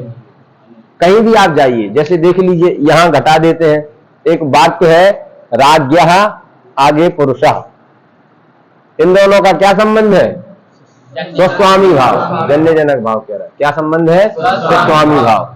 इसमें स्वामी कौन है, राजा, और स्वा कौन है, पुरुष। इस संबंध में एक प्रतियोगी होगा और एक अनियोगी होगा। कैसे पता चलेगा कौन प्रतियोगी है कौन अनियोगी है, तो निश्चित है कि जिससे षष्ठी आती है वही हमेशा संबंध का प्रतियोगी होता है। देखो बात गंभीर है, पर अभी हम जो कर्म प्रवचनी की बात कर रहे हैं, इस पूरी बात में यह कर्म प्रवचनी संज्ञा करके जब द्वितीया लाएंगे तो यह द्वितीया उपपद विभक्ति मानी जाएगी कि नहीं। और उपपद विभक्ति का क्या अर्थ होता है, संबंध। इसका मतलब ये पूरी षष्ठी की चर्चा है। अगर हम यहाँ ये सूत्र नहीं लगाते तो जैसे राज्ञा पुरुषा में षष्ठी प्रथमा है, ऐसे ही जपम में भी षष्ठी जरूर आती, जरूर षष्ठी आती। समझ में आया कि नहीं। कोई अनियोगी बनाते और इसको प्रतियोगी बनाते, लेकिन इसको हमने षष्ठी नहीं लानी है, इसलिए कर्म प्रवचनी संज्ञा कर दी और संज्ञा करके द्वितीया कर दी। बात समझ में आ गई कि नहीं। यहां देखो क्या है, राज्ञा में यह संबंध का क्या है, प्रतियोगी है। कौन, राजा, और पुरुष क्या है, अनियोगी है। कैसे पता चलेगा कौन प्रतियोगी कौन अनियोगी, तो रट जाइए, प्रतियोगी वाचकादेव षष्ठी, जिसका संबंध होता है उसको हम प्रतियोगी कहते हैं, और जिसमें संबंध होता है उसको अनियोगी कहते हैं। यस्य संबंधा सब प्रतियोगी, यस्य यत्र संबंधा सा अनियोगी। जिसका संबंध है वह प्रतियोगी है, जिसका संबंध है वह अनियोगी है। आप क्या कह रहे हैं, राजा का संबंधी पुरुष, तो किसका संबंध लिया जा रहा है, राजा का, इसलिए प्रतियोगी कौन माना जाएगा, राजा। अतः राज्ञा में षष्ठी हो गई। अगर आप कहेंगे नहीं, हम राजा का संबंध पुरुष में नहीं ले जा रहे हैं, हम पुरुष का संबंध राजा में ले जा रहे हैं, कोई ऐसा भी व्यक्ति आएगा जो कहेगा आप राजा का संबंध पुरुष, राजा से पुरुष की ओर संबंध की चर्चा कर रहे हैं, हम पुरुष से राजा की ओर संबंध की चर्चा कर रहे हैं। अब देखिए, जब पुरुष का संबंध राजा में लिया जाएगा तो संबंध का प्रतियोगी कौन होगा, पुरुष। और हमने क्या नियम बनाया, प्रतियोगी वाचक से ही षष्ठी होती है, इसीलिए बन जाएगा पुरुषस्य राजा। ये नहीं बनेगा, इसका निषेध नहीं किया जा रहा है, पर लोग बोलते नहीं है, बात अलग है। क्यों छोटे से छोटे का संबंध बड़े में ले जाएं, बड़े का संबंध छोटे में जाता है। कोई बड़ा नहीं बताता है कि राजा कभी नहीं बताएगा कि अमुक हमारा नौकर है, कभी बताएगा क्या। कोई लाभ लेना होगा तो नौकर का संबंध बता के लाभ लेगा क्या, नौकर जरूर बताएगा कि अमुक के राजा है कि नहीं। अपने से बड़े का परिचय दिया जाता है कि नहीं। इसका मतलब राजा का संबंध पुरुष में जाना ये स्वाभाविक है। लेकिन हाँ, कभी पुरुष का संबंध राजा में चला जाए तो पुरुष से राजा बनने में कोई आपत्ति नहीं। ये सारी बातें पता है क्यों बता रहे हैं हम, क्योंकि अभी आप पूछेंगे कि कर्म प्रवचनीय जो अनु है, जिसका अर्थ संबंध है, वह संबंध तो एक लक्षण है, और संबंध में एक लक्षण है और दूसरा लक्ष्य है। लक्षण बोधक पद कौन है, जप, और लक्ष्य बोधक पद है प्रावर्षण। लक्षण बोधक पद में आपने द्वितीया कर दी, और उसका संबंधी, उसका योग लक्ष्य के साथ भी तो है कि नहीं, तो वहां आप द्वितीया क्यों नहीं करें। तो आप ये समझ लीजिए, कर्म प्रवचनीय योगे द्वितीया सूत्र में, कर्म प्रवचनीय युक्ते द्वितीया सूत्र में कर्म प्रवचनीय शब्द क्या है, एक पारिभाषिक है। कर्म प्रवचनीय का क्या अर्थ है, हाँ, कर्म प्रवचनीय द्योत संबंध प्रतियोगित्वम।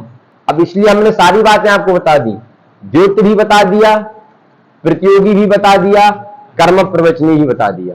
केवल उसको लिखना है और लिख करके अनुगम करना। एक बार लिख लो सभी लोग, कर्म प्रवचनीयत्वम नाम, कर्म प्रवचनीय युक्तत्वम नाम, कर्म प्रवचनीय युक्तत्वम, कर्म प्रवचनीय युक्ते द्वितीया लिखा है कि नहीं, तो कर्म प्रवचनीय युक्ते मतलब क्या, तब लिखिए कर्म प्रवचनीय द्योत्य, कर्म प्रवचनीय द्योत्य, द्योत्य संबंध प्रतियोगित्वम। आज का पाठ दूसरी दिशा में चला गया। कर्म प्रवचनीय द्योत्य संबंध प्रतियोगित्वम। देखो बस उपसंहार कर रहे हैं तुरंत इसको बता के। कर्म प्रवचनीय संज्ञा किसी शब्द की होगी कि नहीं? यहां कर्म प्रवचनीय संज्ञा किसकी हुई है? अनु की हुई है। इस कर्म प्रवचनीय संज्ञा जिसकी हुई है वह किसी संबंध का द्योतक है कि नहीं? क्योंकि कर्म प्रवचनीय संज्ञा कब होती है? जब लक्ष्य लक्षण भाव का द्योतक अनु हो। कर्म प्रवचनीय संज्ञा की है, इसका मतलब इसके द्वारा द्योत्य कोई संबंध होगा। समझ में आया कि नहीं? तो कर्म प्रवचनीय कौन हो गया? अनु हो गया। तद्योत्य संबंध क्या है? लक्ष्य लक्षण भाव। उस संबंध का प्रतियोगी कौन है? लक्षण। लक्ष्य लक्षण भाव में हमेशा संबंध का प्रतियोगी कौन होगा? लक्षण ही होगा। हमेशा कौन होगा? लक्षण ही होगा। इसीलिए कर्म प्रवचनीय द्योत्य जो संबंध है लक्ष्य लक्षण भाव, उसका प्रतियोगी कौन है? लक्षण। इसीलिए कर्म प्रवचनीय युक्त कौन माना जाएगा? लक्षण वाचक जो पद है वही युक्त माना जाएगा।